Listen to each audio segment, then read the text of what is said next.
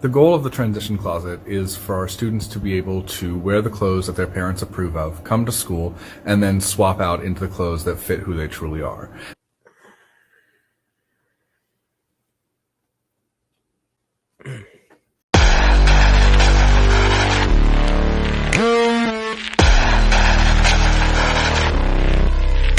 Welcome back to the channel today, everyone. Yes, we are talking about queer TikTok teachers again. This time, though, just one in specific. So LGBT organization, the Transition Closet, is teaming up with one Oakland, California teacher whose TikTok name is just a queer teacher, all one word, to bring the closet to the high school he teaches at. Now, from what I can tell, Transition Closet seems to be a well-intentioned organization. The link on their Facebook page takes you to Good Shepherd Lutheran Church. So it's a Christian nonprofit. From what I can tell, it's all about getting trans and non-binary people started with clothing. Because yes, switching a whole wardrobe is expensive. So I really have no issue with this. It seems like a decent enough mission. Unless their target market is children, then it's a different conversation that we're having. But I didn't see anything that only targets children. I would love to hear if I'm mistaken in this regard. So they also give away free chest binders to females who don't have the means to purchase them.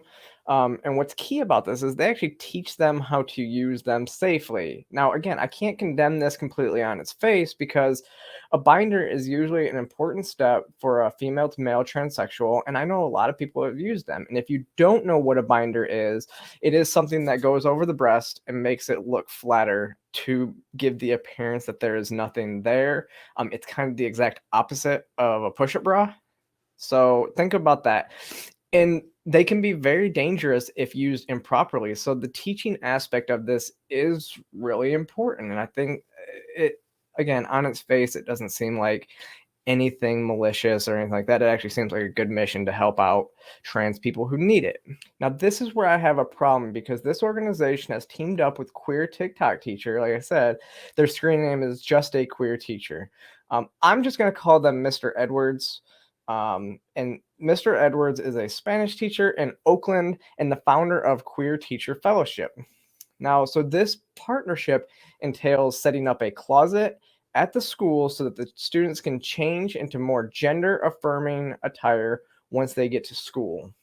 So, what I think of when I hear this is when I was younger, I remember, girls would wear more parental approved clothing when they left the house, but then they would switch into something a little bit more risque that their parents wouldn't approve of when they got to like their final destination, whether it was like a party or school or something like that. So that's essentially what this teacher is promoting in his classroom.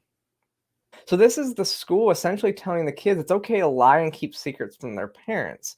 As Mr. Edwards compares it to Superman hiding his identity to the world and changing in a phone booth. And I use the idea that this is like Superman changing in a phone booth. But that idea actually goes a lot further than that, because Superman isn't Clark Kent. Clark Kent is actually the disguise. And when Clark Kent goes into the phone booth, he transforms into Superman, who's really just who he truly is, Kal-El. And so this gives our trans students the opportunity to be the superheroes that we know they are. Now, anytime a teacher is encouraging students to lie to their parents, that is groomer behavior. So this time I've decided to write down the steps of grooming and what this applies to. So the first step is victim selection. Perpetrators select people that are vulnerable. Now, LGBT kids are generally looking for a place to belong and are a little bit more vulnerable than the general population. Gaining access and isolating the victims. They separate their victims from those that are there to protect them and generally choose jobs in which they have close access to minors. Then the last that really relates to this is developing trust and keeping secrets. This program promotes keeping secrets from parents. Anytime a teacher is willing to keep secrets from parents, that is a major red flag. And I will repeat what I said in another video. Your job as a teacher is to keep parents informed as to what's going on with their child, not keeping secrets. Unless that child is in danger at home, the school has an obligation to tell their parents if they are socially transitioning at school. And not just because of the groomer risk. A child with gender dysphoria needs mental health care. Parents need to be aware so they can get that child the help that they need from mental health professionals. Now, I got some pushback online from some lefties when I commented on this story that it was a major red flag. Their claim was that we simply don't report nicknames or immediately notify parents when a child starts dating someone of the same sex, to which I would actually say that's true. I would even expect teachers to protect male students who wore a dress to school from harassment and bullying. However, the moment that a student says, please don't tell my parents, that is a red flag for a teacher, and they have an obligation to get that student help.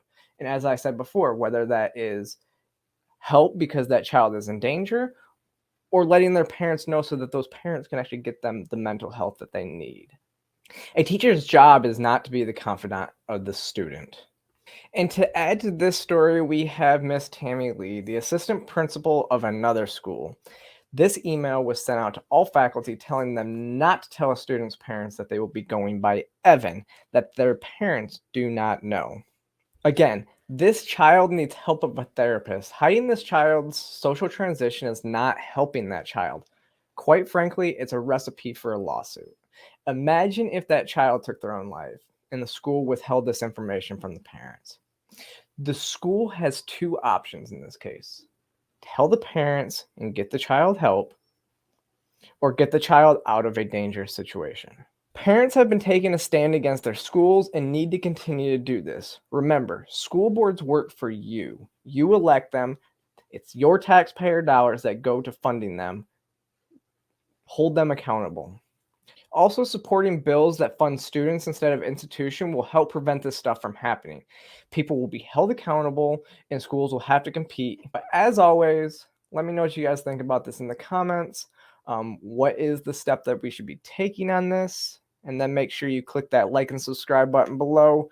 Follow me across all social media platforms, and I will see you guys next time.